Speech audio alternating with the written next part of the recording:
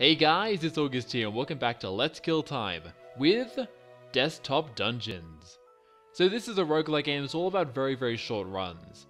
They only take about 5-10 minutes to beat, but despite that the game is surprisingly complex with different items, classes, gods, buildings, races you can pick from, pretty cool game mechanics with magic and stuff. And overall I think it's a pretty good place to get into the roguelike genre because it's both fairly simple to play with a lot of complexity and it's very short runs, compared to something like FTL, which you have to sit down and play for an hour to beat. Also, this is a game that I've tried to record twice already, and both times the recording got deleted. The first time was on purpose because I didn't like my commentary, but the second time was really good commentary, and I accidentally deleted it because I'm stupid, so yeah. Anyway, today I shall be doing 2 runs of the game, one on the tutorial level to show that off, and then a second one on a proper level. So this is my kingdom. As you play the game, you get more gold and you can upgrade more things. Lots of different tutorials there. There's also different, let's see. This place builds orcs. This place builds humans. There's some other ones too. Where are they? There's gnomes. There's goats, apparently. Kind of odd. Goblins. There's a lot to this game. So let's get started by going to the tavern. Here we go. Quest unlock Minecraft. This game did receive an update recently that added a whole bunch of new stuff to it, so that's pretty cool. So these are the different levels available. The ones with the flags and missions, and you have to do those by doing them with a specific class or race. But first of all, let's go to the tutorial level, which is, wait, no, that one, back. This one, the Hobbler's Hold. So first of all, we have to pick our race and our class. Each class has a different ability, as you can see some of them here. But for this one, I'll be doing the fighter, which is the basic class. And for my race, I suppose I'll do just a regular human, I guess. I'll talk about the race's bonuses in a little bit when I show up the game mechanics. For this run, let's take a sword, a shield, some of these attack boosters, and I guess... What? Random positive or negative effect whenever the player levels. Let's do that. I've never used that before. Alright, into the dungeon. So, what is Desktop Dungeons? The best way to describe this game is as a turn-based game that only moves forward when you explore fog of war or attack. What I mean is that whenever the turn goes forward, you get both health and mana back, but so do enemies, so you have to watch out for that. However, that only happens when you attack somebody or you explore Fog of War. For example, if I'm damaged here, and I go back and forward between these 2 spots, I will not gain health or mana back. It's only when I actually explore Fog of War or fight people. So the mechanic's pretty simple. Let's find somebody else that I can show them off. These guys are really weak. Alright, so when you fight people, if you have a look to the right, it shows their portrait, their damage, and their health. Now, if you look at my health, I have one little yellow bar which says 8. Basically, that means when I get attacked, I will go down to that health. So right now, if I attack this guy, I'll kill him, and he'll do 2 damage to me. So let's do that. This guy will do 1 damage, and I can do 7 to him and killing him. And the mechanic is pretty simple so far. I would like to find somebody with a bit more health though, so I can show that off. Let's run around for a bit. This is kind of wasteful actually, because I'm just wasting all this health regen that you can see going over there. Goodbye. But I want to find somebody with more health.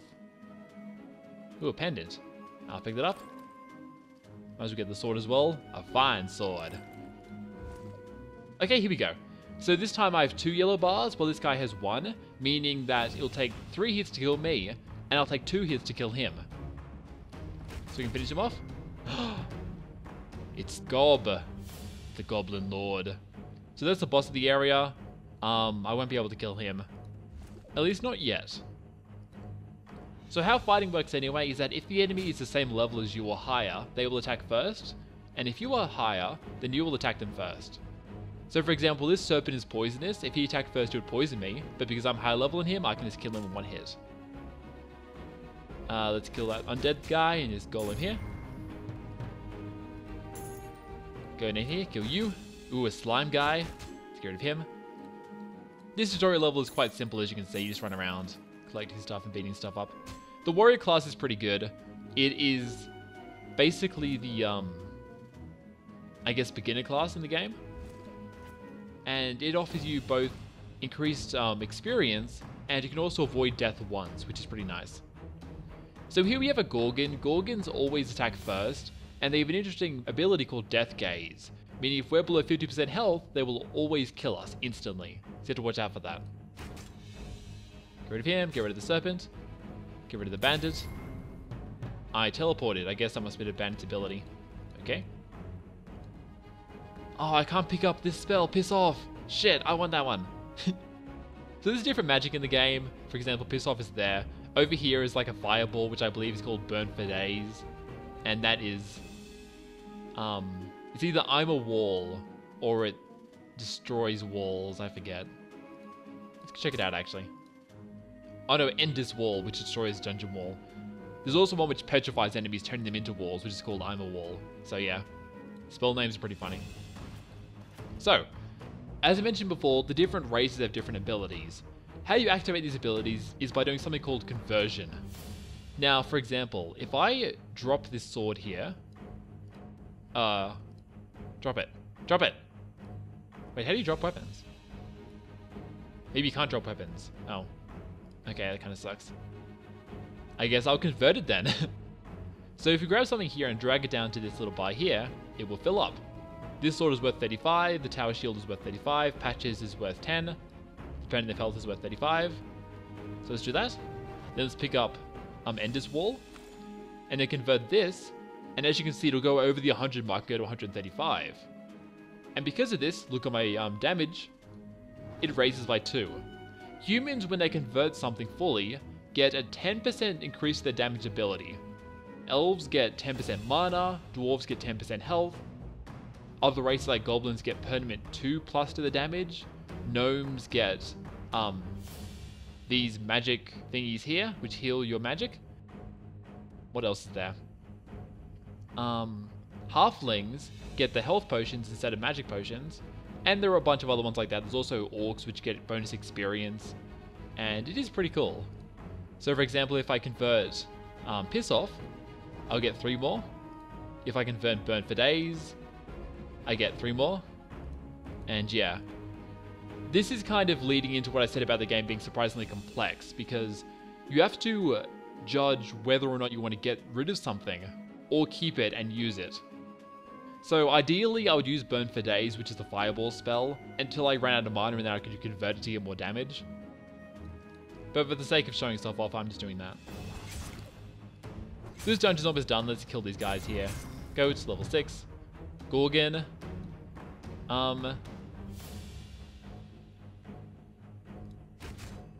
Okay, I can win, good. One thing you can do is actually check this little bar here. This is barely win, so if I did that now, I would use that one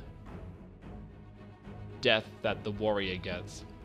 So let's get some... Oh, I'm poisoned. Shit, I don't get health. Okay, more mechanics.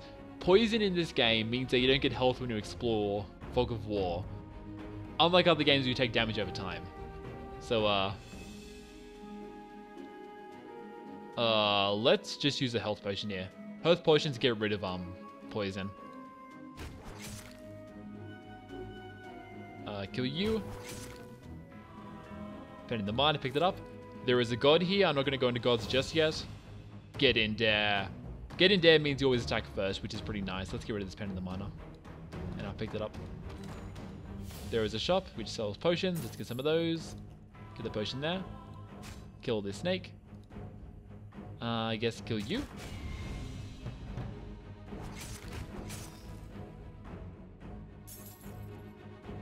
I feel sick. Is that like I feel good? I'm not going to sing, people, so don't worry.